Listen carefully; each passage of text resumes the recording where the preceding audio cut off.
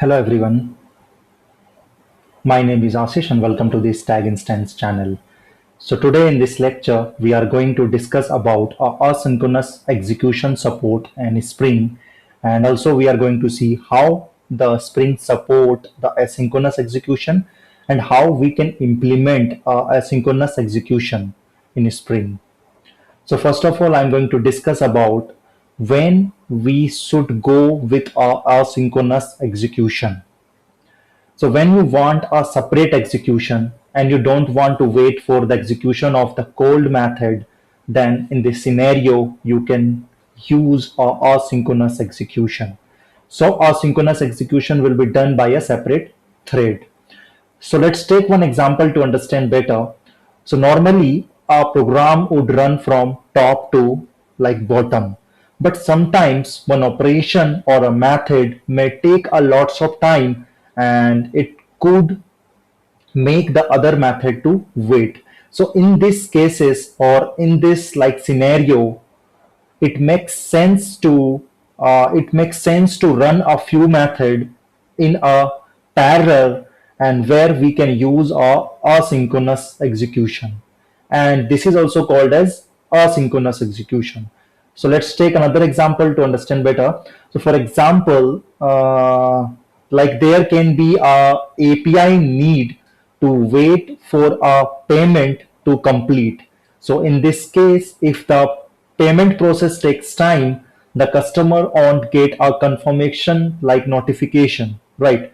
To handle this, we can initiate a payment process in a separate thread, and then like provide a incomplete order details or a complete order details. If the payment fails, then the order can be like retried later or marked as a success or a failure, right? So in this type of scenarios or like process, we can use asynchronous execution where we have to execute the two method in a parallel manner, right? So for this scenario, we can go with like a multiple threading like capabilities. And however, for maintaining this thread is a headache for the developer. So for this reason, Spring Boot provide a asynchronous annotation where we can use this asynchronous annotation to execute the process in a separate manner or in a parallel manner, so that we can execute two tasks in a parallel, right? So now let's discuss how we can achieve this. So there are basically three steps you have to follow to achieve this in a Spring Boot application. So first of all, you have to use @enable asynchronous annotation. So @enable async annotation, this switches a Spring ability to run a @async method in a background thread pool, right? So we have to use @enable asynchronous in our main class. And second step, you have to use @async annotation to the method. So let's say that you want to execute some method separately or in a parallel, right? So in that method, you have to annotate that method with @async. So this is the second step. And here are the 2 points to keep in mind. The method which you want to execute separately should be annotated with a async, and also it should be public, right? It should not be private or default method. It should be public so that it can be proxied, right? And here the self invocations does not work because it bypass the proxy and calls the underlying method directly. So here you cannot like here you cannot do a self invocation, and also you have to make that method as a public for which you want to execute that method separately, right? So these are the two steps you have to do, and you have to keep this 2 point in mind. First, the method should be marked as public, and the second, the self invocation of the method is not allowed. Now the third point, is creating executor by using a thread pull task executor class. So here we have to use a thread pull task executor class, and the thread pull executor class is a Spring class. It's allow us to create the pool, and the pool has like n number of threads, and we can use that thread to run our method separately. So these are the three steps you have to follow if you want to implement asynchronous execution in your Spring Boot application, right? So now we are going to see how we can implement or how we can write a asynchronous execution in our Spring Boot. So for this, what I am going to do, I am going to implement in our like project. So here I am not going to create any like new project. And if you remember, if you have seen my like the previous lecture, so there I have shown you how we can use the validation or how we can implement the validation in a Spring Boot by using a Hibernate validator, right? So in that project only, I'm going to change and I'm going to implement a asynchronous execution, right? Yeah, so this is my like yeah, so here is my like Hibernate validation project which I have created in my previous lecture, and this is the source folder. Inside the source folder, if we'll go, then here I have already created these folders. So this is the controller. So inside this folder we can see the user controller .java, and in this is the REST controller, and this is a request mapping, and this is the URL. And here I have used one endpoint add user. So basically this project is used to add a user in a database, right? So for that I have created one controller class, and right, and this is my model package. Inside the model package I have the user.java class, and this contained the UID, and the UID is auto generated. And here we have uname attribute and uemail and the uct. So these are the attributes I'm using for the user class. And this is my repository folder. So inside the repository folder I'm using a JPA repository, so which give us the basic like the CRUD operations method. And here we have the service package. So inside the service package we have a service class, user service class. So if you will see the user service class, so you can see that is marked as @service, and this is the method, the save user method, and here it is using the user repository to save the data to our database, right? So this is a project which I have made in my earlier like session or the lecture. So now I'm going to show you how we can implement asynchronous execution in this project. So here, if you will see, this is the controller, right? So here we have only one endpoint, that is add method. And here is my main class from which our Spring Boot is getting started. So first step you have to follow, as I mentioned earlier, so you have to mark your main class with the @enable async, right? So this is going to enable your Spring Boot with a asynchronous execution in the background, right? So this is the first step you have to follow. And now you have to implement one method, means a bean method, in which we are going to use a thread pull task executor class. So let me create one method with the task executor. uh,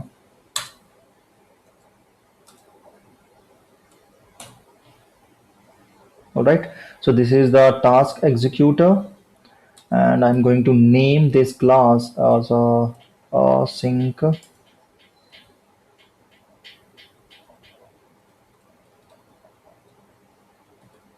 executor.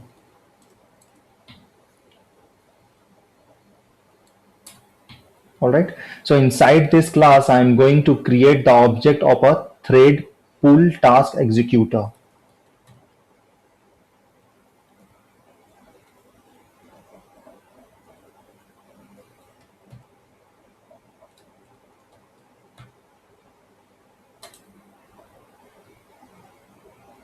Okay, thread pull task executor.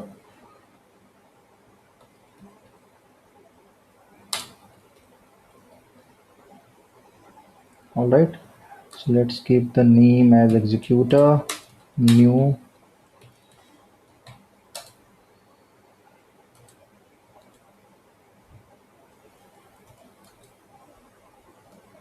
thread pull task executor. All right, yeah.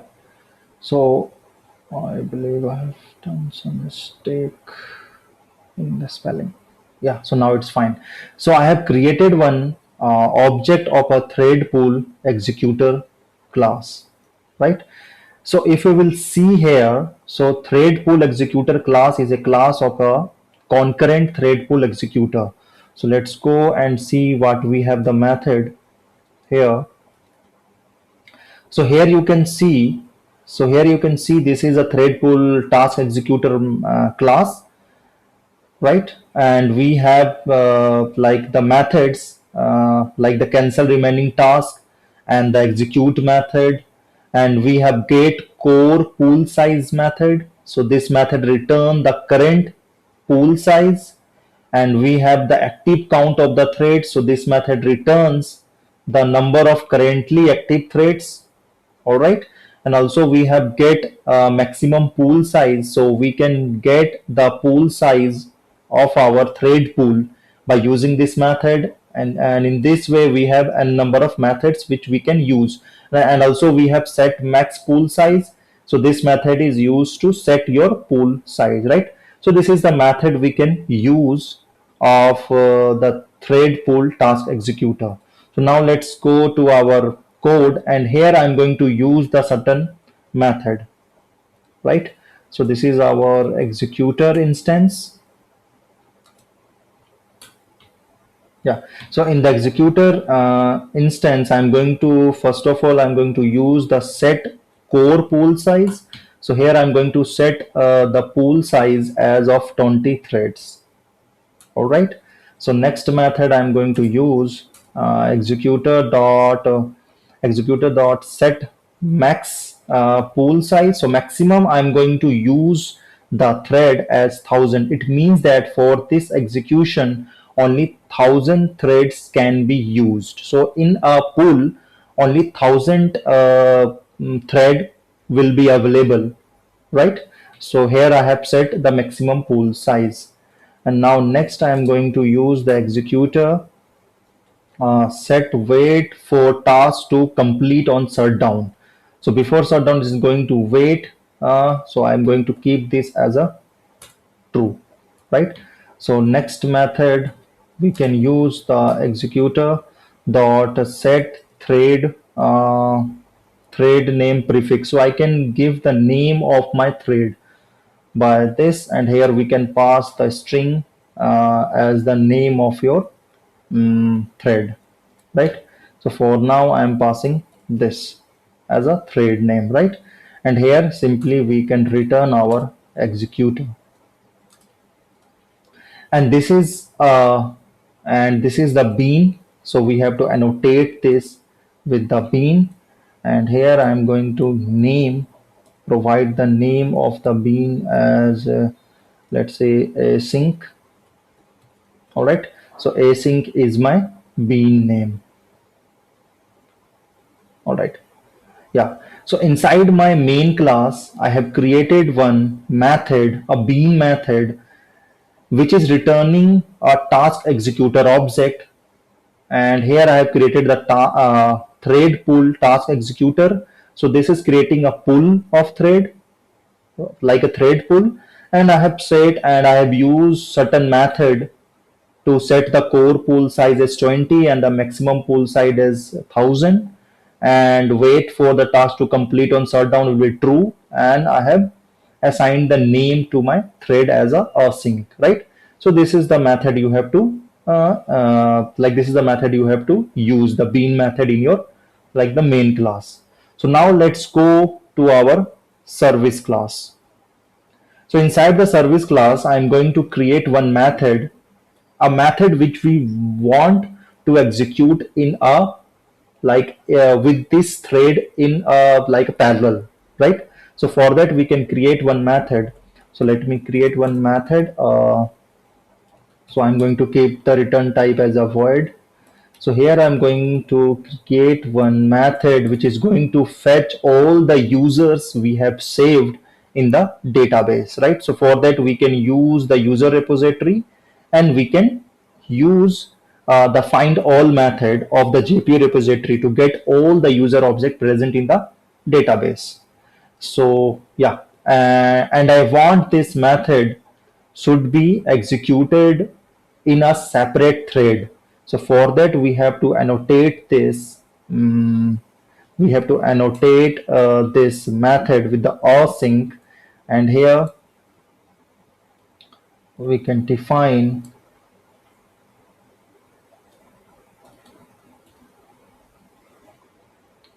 async execution, right? Right. So this is my like the get method.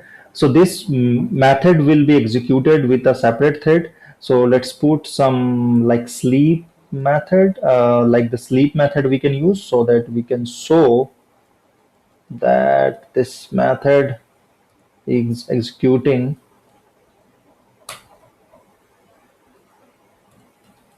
println. So here I want to print some data for now.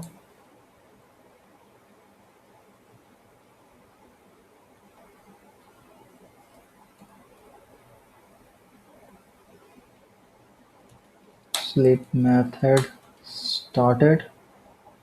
All right. And here I can use the sleep method. For that, thread dot sleep, and I want to make this sleep for let's say 10 second. All right. In the same way we can print here sleep method ended. All right.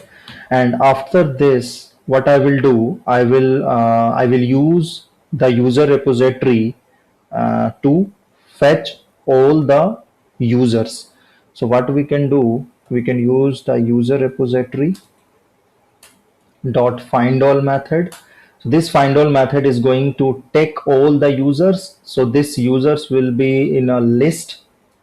So for that here I am going to use the list to store, let's say, as a response. All right. So yeah, so here we are getting the list of a response, and in this list we will have all the users present in the database which we have saved. All right.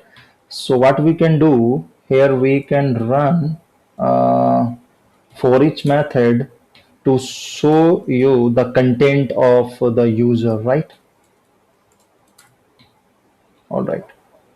So simply here we can use the system.out.println, and then here I can show the response data. All right. So user dot toString. So this user dot toString is going to uh, is going to display all the users information in our console. All right. So here we are using the try. So let's use the catch also.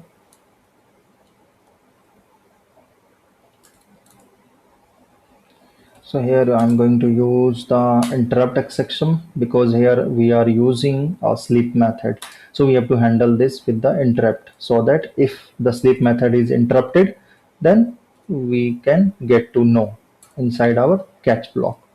And here I'm using the print stack trace, so that we can print the exception information, right? So this is the method, the get user method. So simply the get method user is taking or fetching all the user information from the database, and I want this method to be executed in a separate thread, right? So for that I have used a sync annotation here, and we are making this execution, right? So now let's go to our controller class. So inside the control class, we need to execute this method, right? So let's say that we have the endpoint add user. So let's say that when this add user endpoint will be executed, then if then after the save user, I'm going to execute this method. So for that we have the user service, right? So just we have created one method that get user. So I'm going to call this get user method from this endpoint. So as this endpoint is called after saving the user, this get user will be called, and here we are using async annotation, so it will be invoked with a separate thread, right? So thread is going to be picked from the thread pool, and then that thread is going to execute this method in a parallel way, right? So in this way, and here we can see that we already have some logs, so we can see over our console that whether it is working fine or not. All right, so let's save all this. All right, so we are done with our implementation. Now let's check. So our server, let's check that whether it is started or not.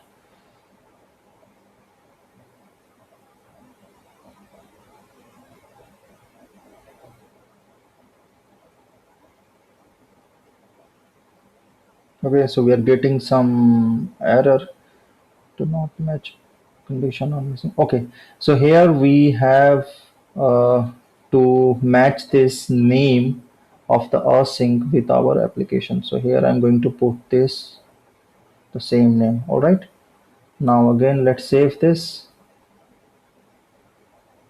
Yeah, so you can see here our application has been started in 1.517, right?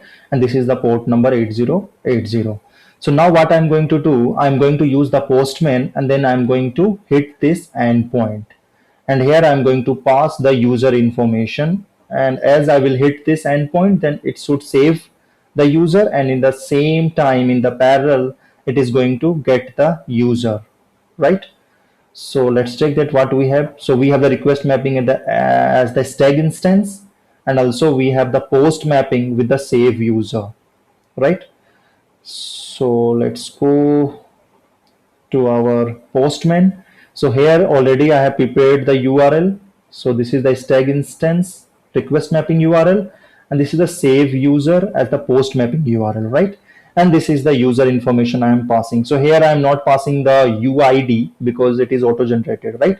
So here in the model class you have seen we have name, email, and city, right? So this is the Ashish name, and the email I am passing. So let's make this Ashish Bhagat. All right. So now I'm going to hit this with the post method. So let's hit it. So you can see that we got the URL, and here you can see,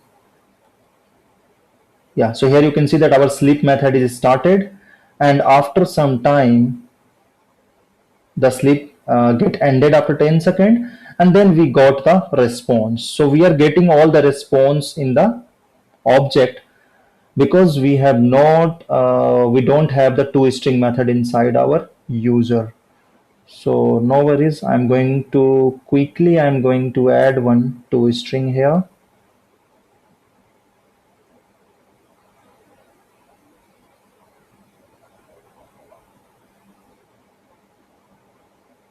Generate toString.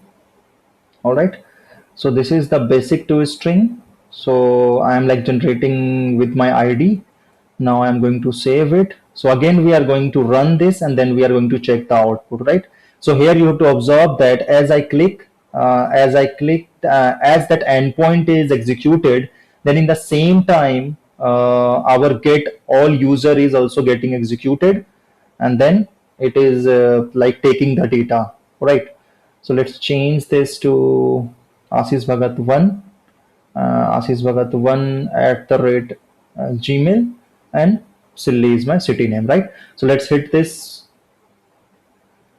All right, now let's go to our ID, and here you can see sleep method is started. So it means that at the same time that thread is picked from the pool, and then it's call our get user method, and there we have put some slip, and then it is taking all the information from the database, right? And then it is printing one by one in my console, right?